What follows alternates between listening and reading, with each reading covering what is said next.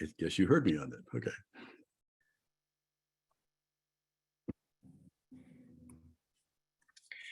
So just a quick introduction of Jim. I mean, Jim Gillespie has over 35 years in commercial real estate. Okay. And he is the founder and creator of Coaching for Commercial Real Estate. He's been a successful agent manager. He's been a president of 3 different commercial real estate companies, including AIR, Commercial Real Estate Association, the predominant association for commercial real estate brokers in SoCal, and I would say industrial mostly, but other types of AIR. Jim has been published in and interviewed and or written about in the New York Times, the LA Times, Money Magazine, Realty Times, Broker Agent News, where he's been recognized as being their editorial contributor of the year. The California Real Estate Journal, First for Women Magazine, Commercial Investment Real Estate Magazine, that's ours, SIRE, and SIOR, Professional Report. In addition, Jim has published his #1 Amazon best-selling book titled Commercial Real Estate Power Brokers, Interviews with the Best in Business. Since 1998, Jim has focused full-time on coaching and training commercial real estate agents, and his more than 1,000 articles and 70 instructional videos that he's published within our industry and have now been read, watched by tens of thousands of commercial brokers. With this being said, please give a warm welcome to our interviewed guest, Jim Gillespie. Hey, thanks so much for the intro, Jeff. And Jeff's such a moving and shaking kind of guy. He was in the middle of doing deals and he got stuck in traffic in LA and pulled over outside of a Gelson's where the signal was good. And I said, it looks like it's going to work, Jeff. So we're ready to rock and roll. Yeah, thanks, Jim. I got stuck in traffic. I was going to be in Kidder Matthews, the new president of the chapter's office, but I never made it there. But the important thing is we have you. And so I've got some questions, but let me just ask you to start off and then we can get to those questions later. Tell us a little bit about why we should plan for a good year in commercial real estate. Yeah, absolutely. And it's important because it's the old idea that if you don't, design where you want to go, how are you going to go about getting there with any kind of certainty, basically, right? And you want to start off with designing your income goals. Okay. It's like, these are the numbers that I want to hit. And then when you get into it in greater detail, you want to start to design the ideal game plan that we feel if we work the game plan and stay on track, it should produce the desired income goals that we want to. Because a lot of brokers will just say, oh, it's the new year and I want to make $1 million this year. And boy, I feel better already just mentioning $1 million coming out of my mouth, right? But what are you going to do differently than what you did last year if you want to make more money this year? You've got to make changes in your business because doing the exact same thing over and over again will likely produce a very similar result. Yeah, it's an excellent point, Jim. And let's talk about setting income goals, because this is what can get brokers excited. Talk to us about what you think is important about brokers setting their own income goals for the year. Sure. And the traditional way is for a broker to just pick a number and say, that's my income goal. But I have an approach that I actually like better, and brokers that I've talked to about it said they actually like it better too. And it's gold, silver, and bronze, like from the Olympic medals, right? 3 different levels of income goals, such that whichever one you hit, you're still succeeding. It's just a question of how successful you are for the year. Because, for example, you could say, well, I grossed 200,000 this last year, but my goal this year is $1 million. Well, if that's your goal and you hit 500,000, you've more than doubled your income from last year, but you can feel that you've fallen short of your income goal of $1 million. So let's talk about the gold, silver, and bronze levels here. And sometimes I call them win, place, and show, like the terminology for the first 3 horses finishing in a horse race too.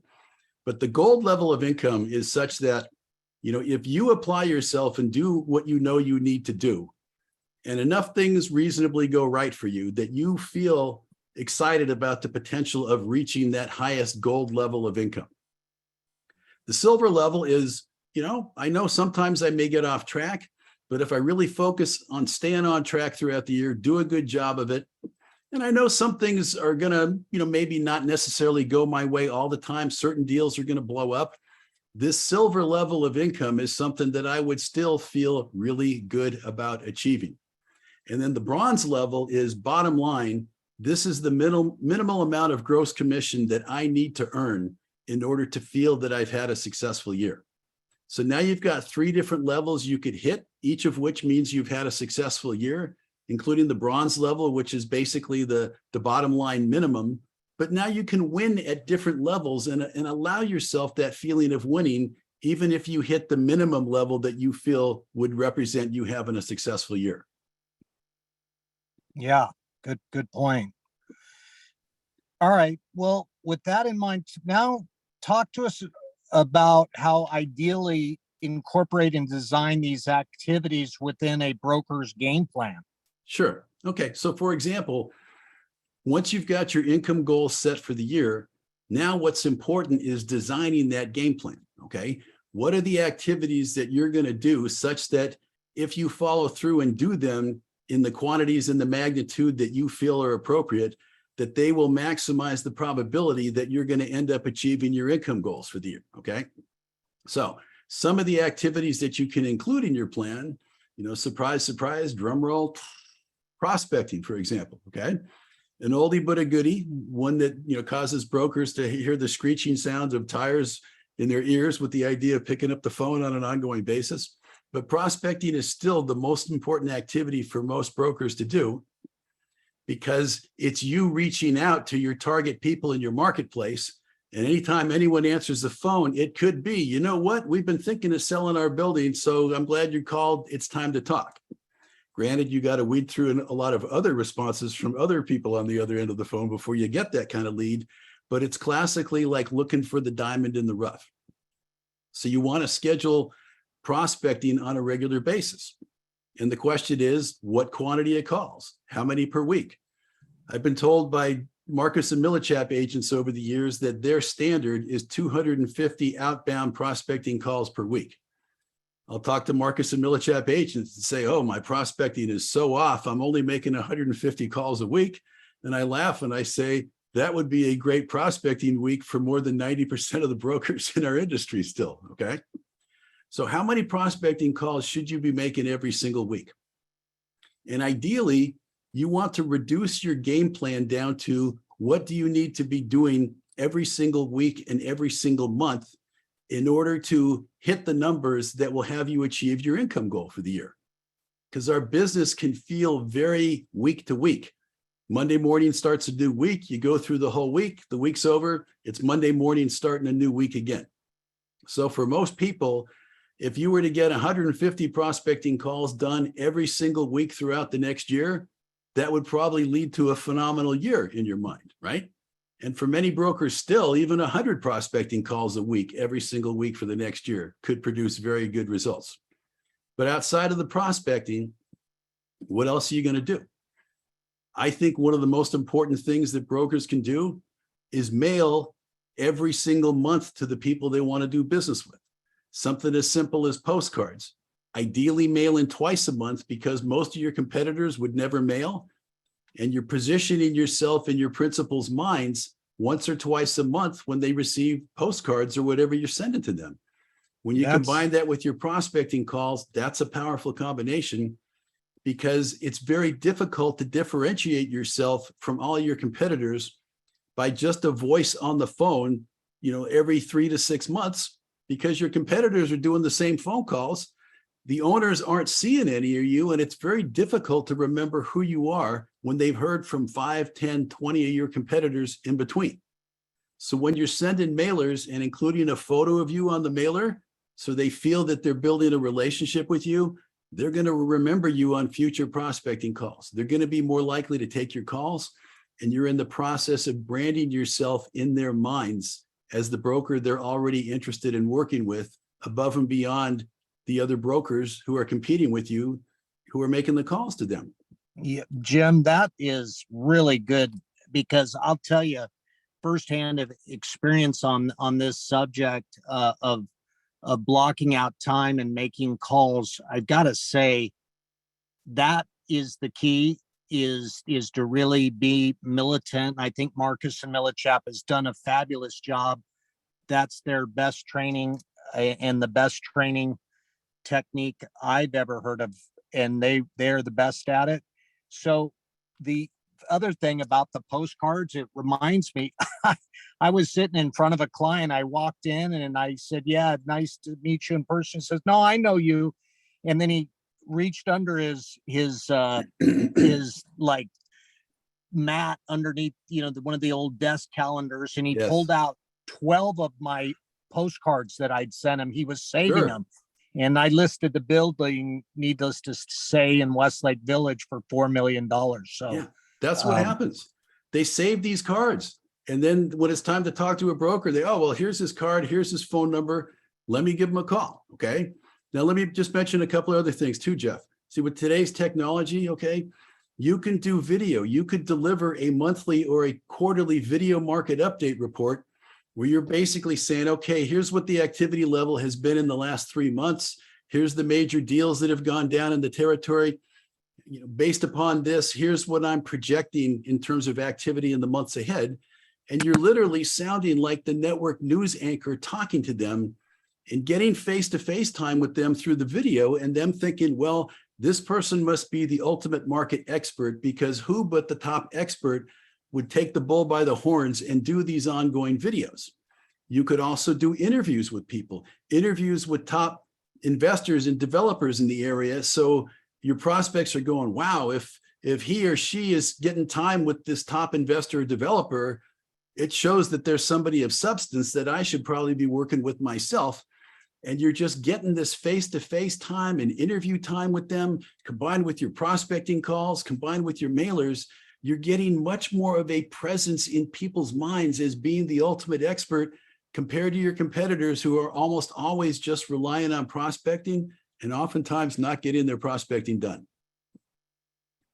that's a really good point. I think, me being a little older, most of you thinking, by my picture here, that I'm, a young guy, but this is my 35th year in the business. I've worked with some of the top firms and learned a lot, but this new technology is amazing, and how it's changing our business. Do you have anything else, insights on technology? And before you answer that question, I want people to know I'm going back and forth without the camera, because my notes, I have some notes that I thought about to ask Dr. Gillespie about. And before I noticed that there is a doctor in there. What is that doctor about? What is your PhD in? Or what do you? It's in clinical hypnotherapy, Jeff, and it's the things that I was trained in, I find like very intense, because it takes like the most powerful aspects of different fields of psychology and hypnotherapy and combines them.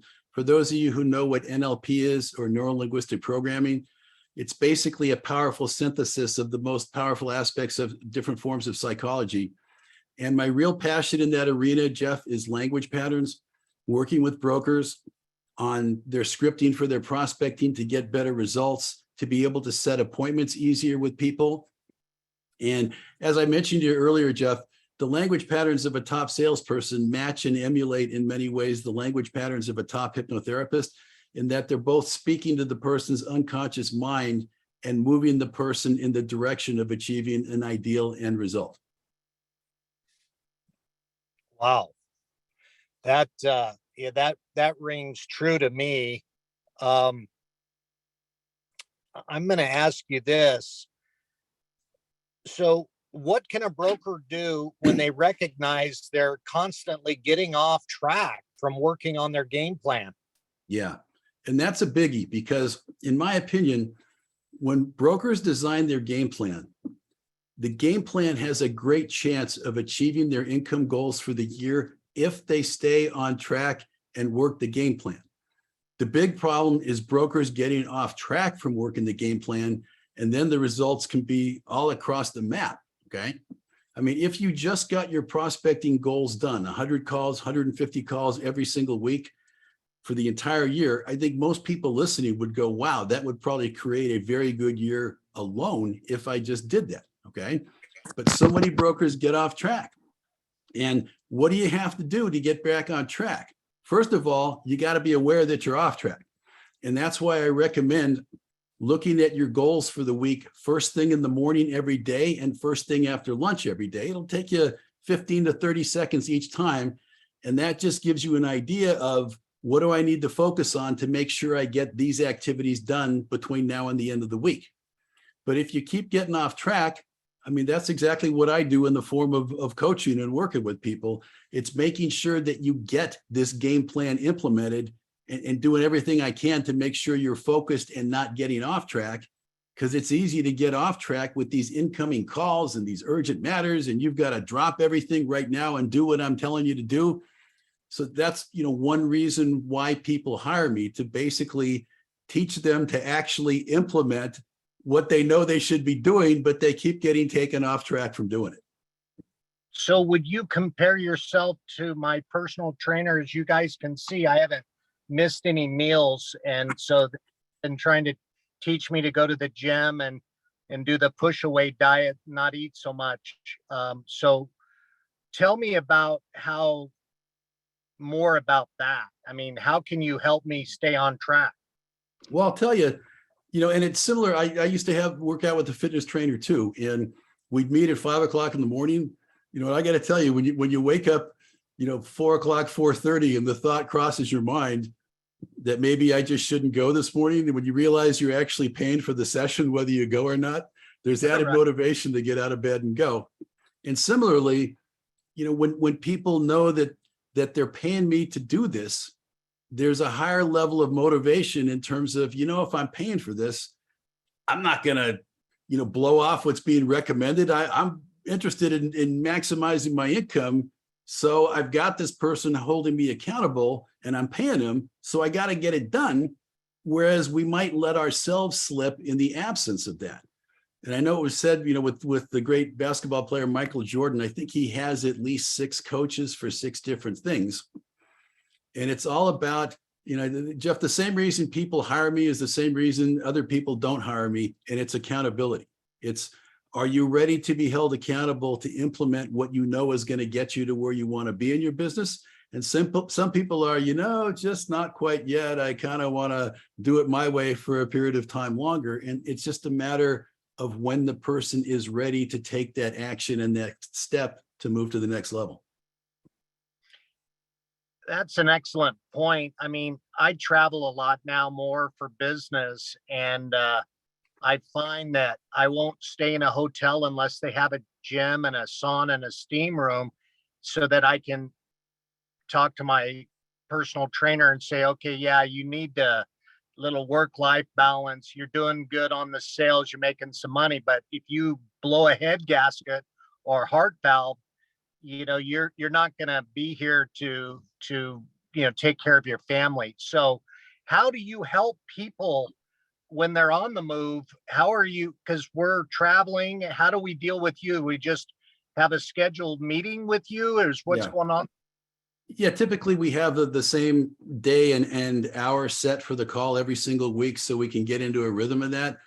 And I got to tell you, just, brokers tell me that, just knowing that I have this upcoming call happening with you, it makes me look at what I agreed to get done in the last week and make sure that I actually get it done, because I don't want to show up on the call and tell you, I just flat out didn't get it done. They want to get it done.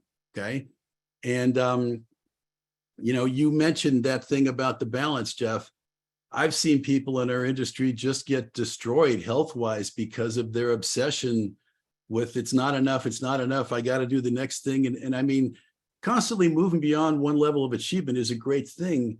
But when it just feels like a total grind and you're just going against everything that's inside of you that's having you not enjoy this, I've seen people have some real health challenges, which I think basically came from that type of activity. Somebody I know very well, it happened to, you know, who said they were going to retire years earlier and they just couldn't stop.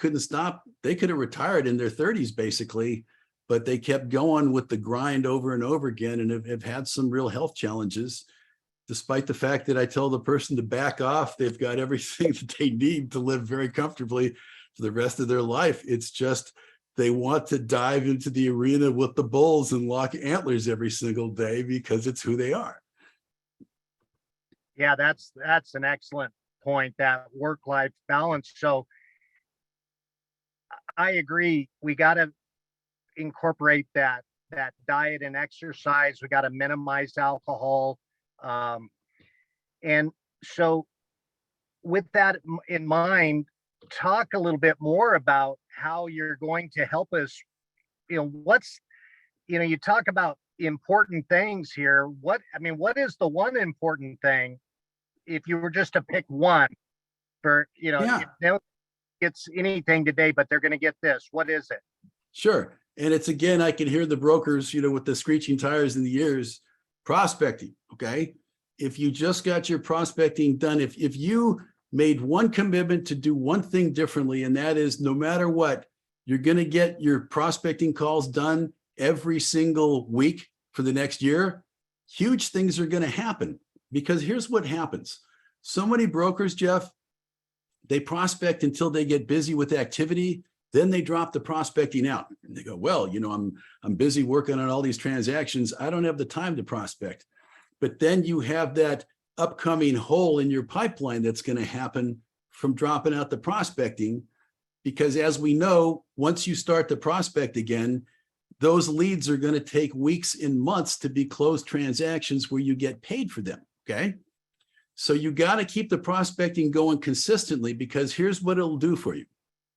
When you keep prospecting, no matter how busy you are, you're going to find newer, bigger, and better leads that you wouldn't have come across because you had dropped out your prospecting, which will now allow you to elevate the overall quality of the client and the size of commission you're going to be closing, because now you won't have time for those smaller, more marginal leads that you've been holding on to before. You got all these great new leads coming in the funnel here into the pipeline, and you don't have time to work with these smaller, more marginal requirements.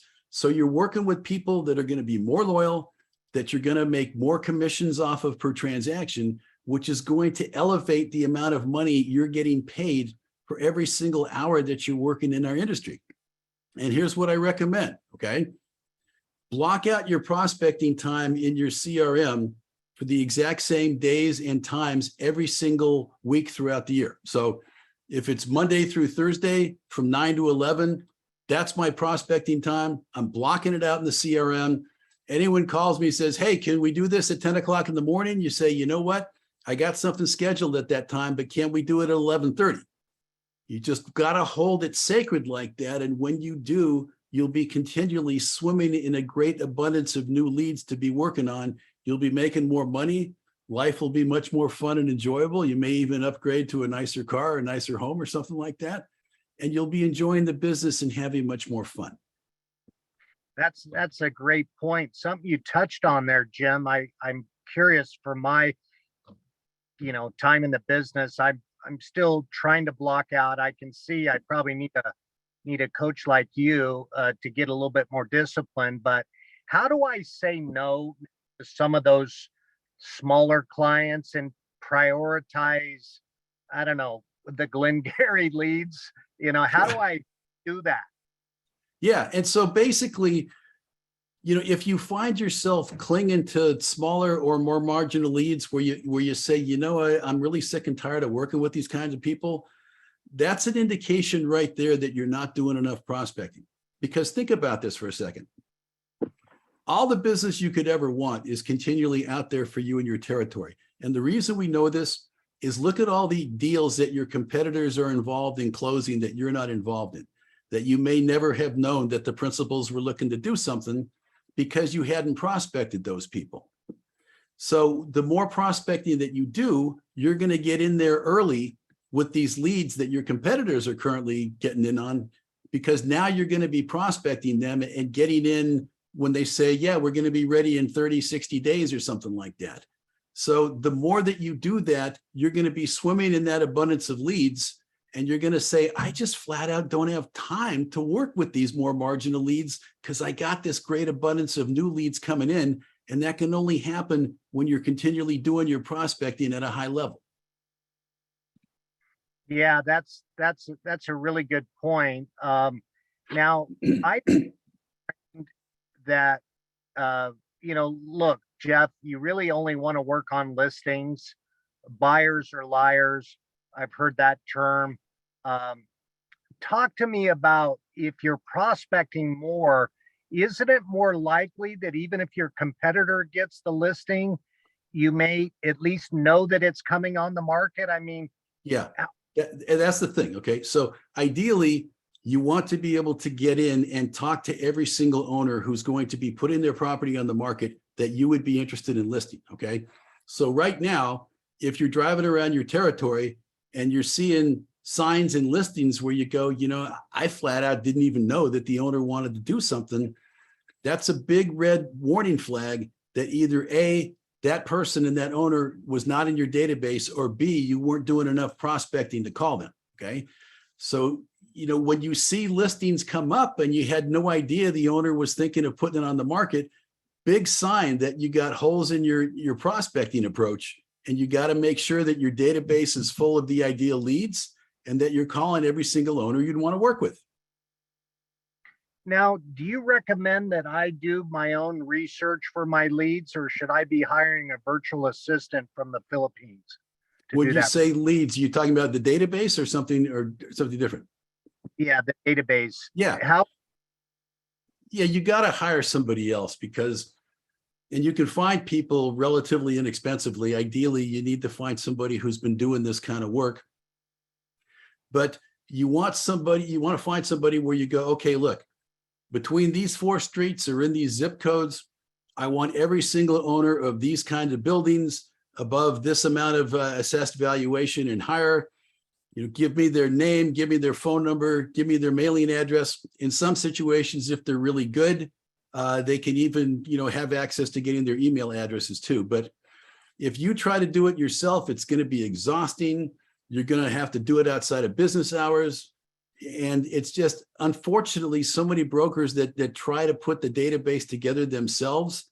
It's a long project that doesn't happen. And there's so many great leads they're missing out on because they haven't been able to call the owners that they could have had they had the database already in place. Yeah, that's a good point. So talking about delegation, and that makes me think about my team. When I first started, in the late 80s at Cushman and Wakefield, it was I am sorry, but my phone is ringing. I've got to send that to voicemail. I'm sorry, I got off That's track. okay. I can't hear anything, so you're okay. Okay, so anyways, my question is that we used to be what I call Lone Rangers. Talk to me about team building versus the Lone Ranger. Sure.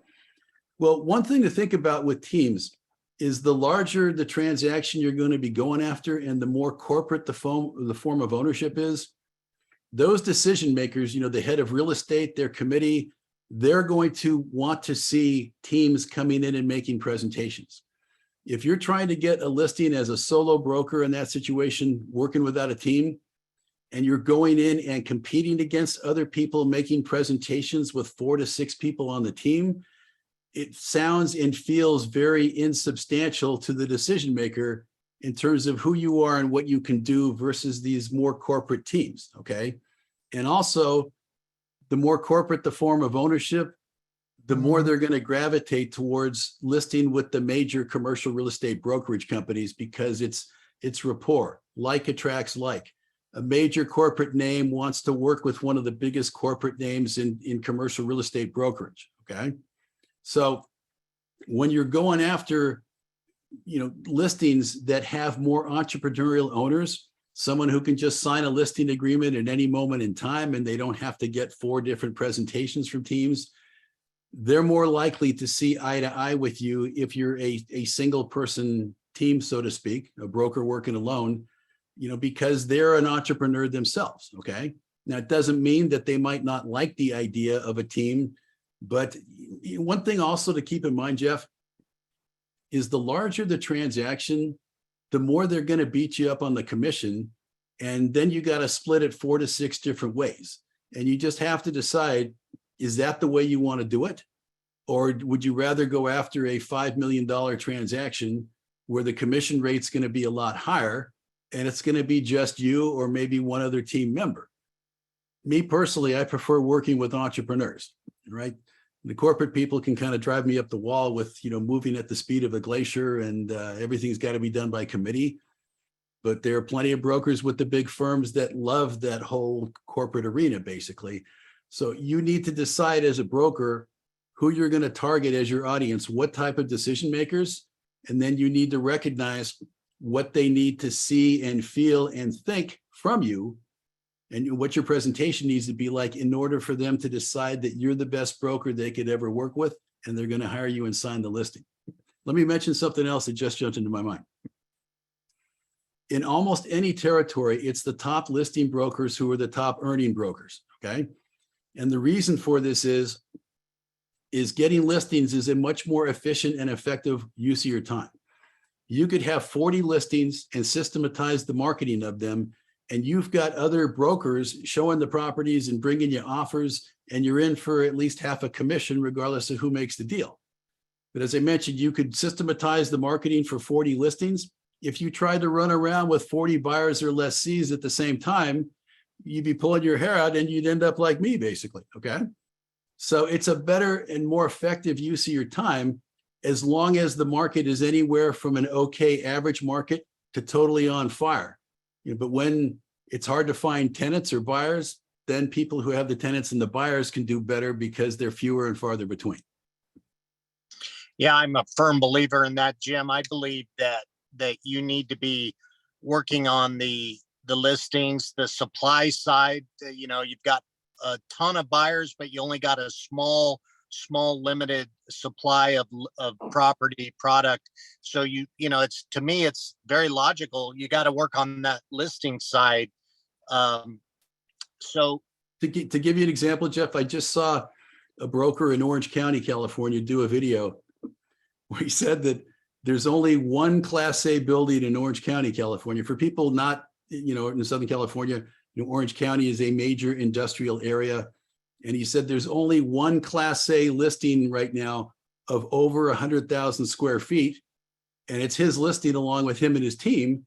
And it's 112,000 square feet. And the construction is just finishing up right now where they can bring it to market. But that's how tight things are. I mean, like any type of listing in that type of tight market is going to be gold in terms of the people gravitating to want to do transactions on it. That's an excellent point. And it makes me think about the market is changing. The game is changing. Office buildings. Let's talk about office buildings and adaptive reuse and a changing market. What are your thoughts there? That is so tough. Whoever figures that one out in a big way is going to score big time. Okay. It kind of reminds me of the idea in my mind that, decades ago in shopping centers, we never used to have those kiosks in the middle of the floor, with the selling you the herbal products and the cosmetic things and the cell phone service. They never used to have them before. And so the people who came up with that idea that we can put these kiosks in there, and a lot of times the owner of those kiosks are paying $10,000 to $15,000 a month just for that little location there. And I'm thinking, whoever came up with that idea could now go out and buy shopping centers knowing that they could add this tremendous amount of income to it, and they could buy it at full fair market value, knowing what they could do before everybody else started catching on. So I'm thinking the same thing with office space, Jeff. Whoever starts to get this system approach to make this happen, it is going to literally write their ticket before everybody else goes, oh, I can do that, and we need to follow suit and do the same thing. it's just tough because we're talking about changing the use of things, maybe changing it to residential. But I'm just kind of hearing people going, yeah, it kind of sounds like the right thing to do, but we haven't really seen a tremendous number of examples of people having done that successfully at a way that makes them great money. Yeah, on that subject, we've got a new sponsor, Brickworks. They're basically, when you try to scrape and do, multifamily on an old industrial office building, you've got to re-entitle it. You got to look at what you can build. And with technology, Brickworks can give you a quick report on what that could be. And I think technology has changed our game. Talk to me a little bit about embracing technology versus the tried and true basics on brokerage, like cold calling with the telephone or going door to door. Yeah. For example, I have one coaching client of mine who's got his phone system set up, such that he's making basically 600 calls a day. All right. He's got it set up through software where he's got, if I remember correctly, 8 different outbound lines, and the system just keeps dialing people. And as soon as they're connected to a live person, boom, he gets connected to the person. And then if they get voicemail or something, he has the option of either not leaving a message or of leaving a pre-recorded message, which if you play around with it, you can do a pretty good job of leaving a pre-recorded message for most people, regardless of what the address of the property is that they own. But he's just going through so many people with his time and able to have many more live conversations. And I'm trying to remember the software program that he's using, but I know one of them, and you can check this out yourself, is at phoneburner.com, PHONE, B as in boy, URNER.com. I know they advertise that you can get, I think, 3 or 4 times the number of calls done per hour. So for anyone who's interested, I would go to their homepage and just take a look at their demo. But it's all about maximizing your productivity per hour, finding the greatest number of leads per hour that you're prospecting. And services like this can really help you to do that in a bigger way. Yeah, no, I agree. I 10X, I've just recently, I used to work with them in 08 and 09 when they were called auction.com. 10X is a platform that's a listing tool that I just implemented on an office building converting to multifamily, and they helped me find prospects I would never know existed. And so yeah, this technology is really key to our business. But I still, bringing the conversation back to now we've got 10 minutes left roughly, Jim. Okay. And so I want you to take it from here and kind of give me your synopsis, start to wrap it up, and then I'm going to ask you a couple of key questions here at the end. Okay, yeah. And so I just want to summarize what we're talking about here. Okay, so you want to set your income goals for the year. You can utilize the gold, silver, and bronze method that I talked about. Okay, then what are the activities that you feel that you should include within your game plan, such that if you get these activities done regularly, you're going to feel thrilled with the results that you're producing. Okay. Prospecting is a biggie, as we talked about. What's the ideal number of prospecting calls you should be making every single week, such that if you did that for the entire year, you would probably feel thrilled at the results that you're producing. Okay. Outside of that, under ideal circumstances, I recommend mailing twice a month to every single owner you want to do business with if you want to get listings.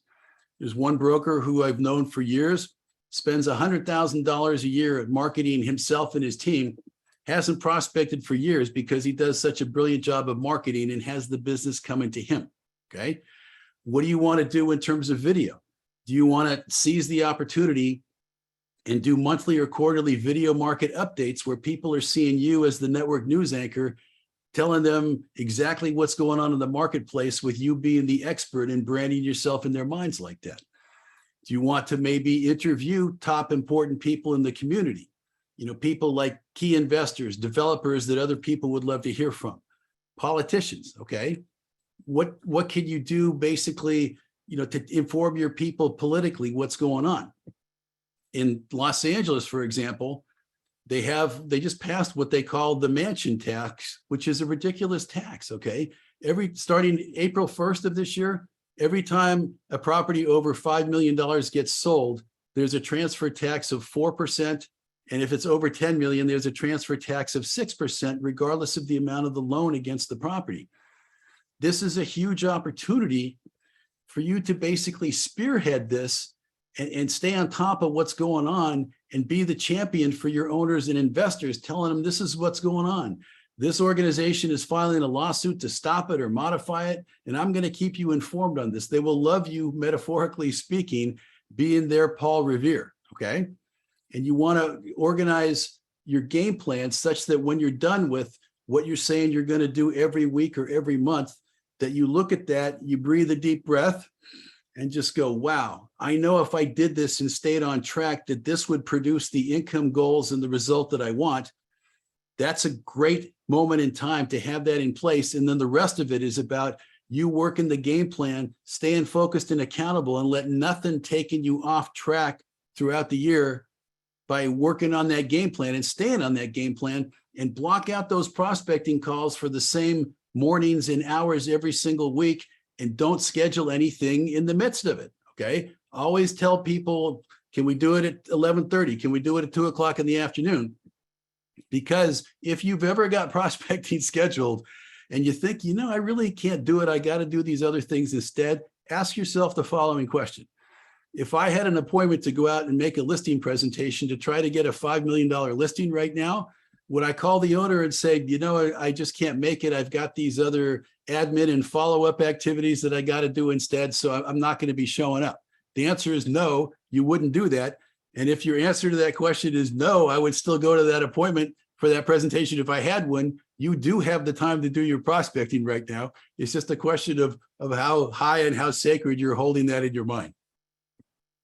After this, Jim, I'm holding it even higher than I already did, which was the top of my list. Now, Yeah. This has been wonderful. I've picked up some really good nuggets myself today. But now I know you do one-on-one coaching. How do they hear more about that and get to know you?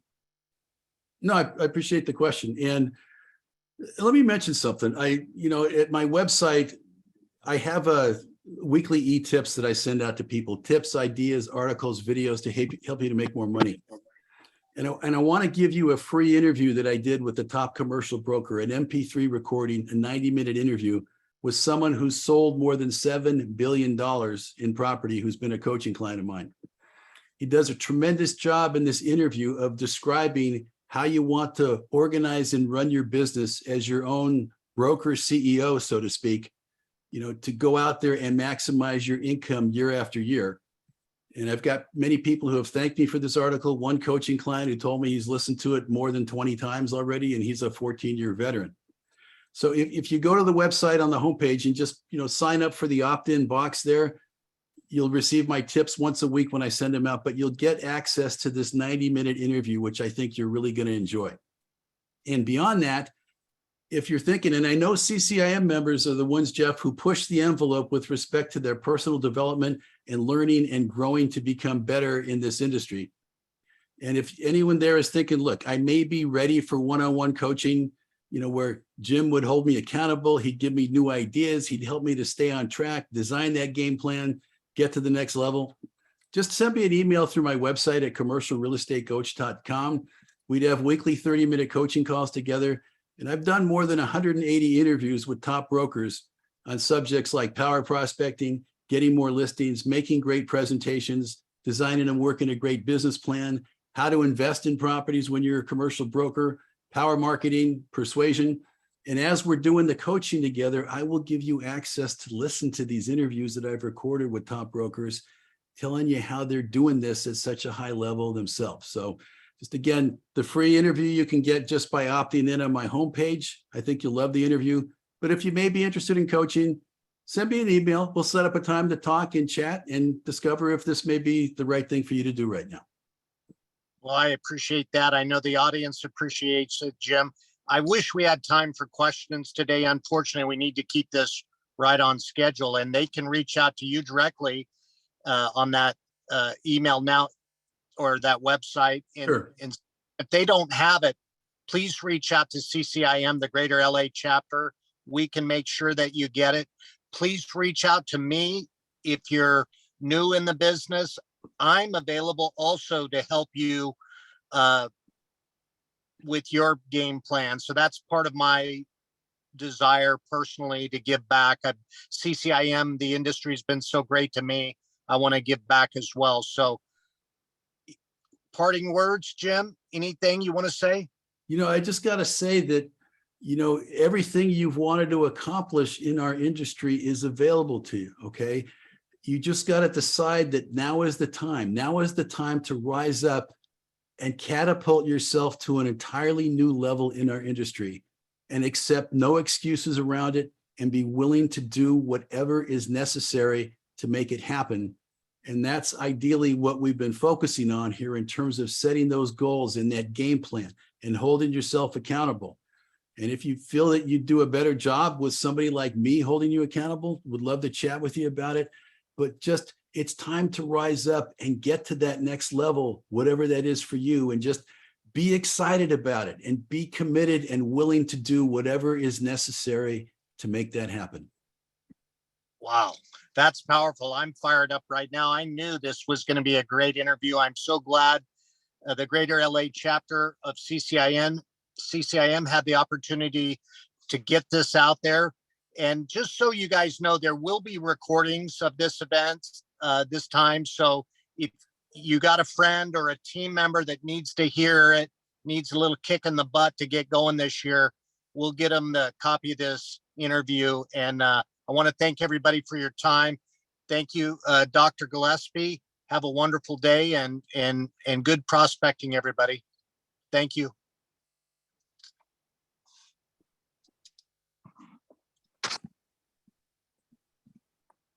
You can end it, DJ.